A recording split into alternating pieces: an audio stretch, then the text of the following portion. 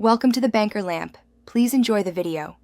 You'll begin by removing any immediate infection vectors, so Chrome's warnings aren't just a symptom.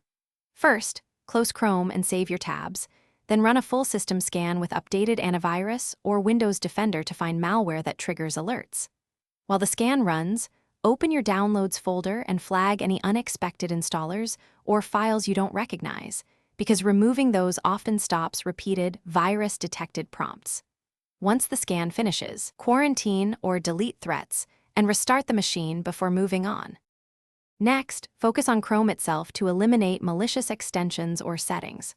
Open Chrome, / extensions, and remove any extension you did not install or that looks suspicious.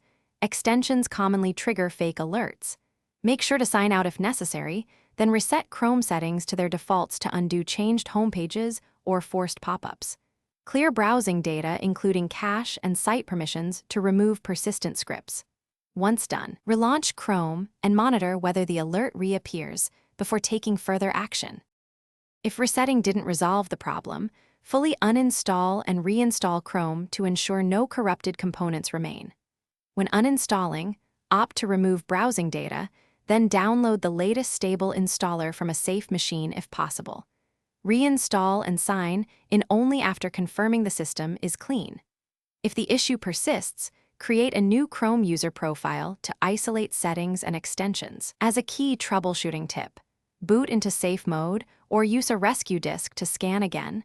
Persistent alerts often mean. Thanks for watching. If this was helpful, leave a like and consider subscribing. See you next time.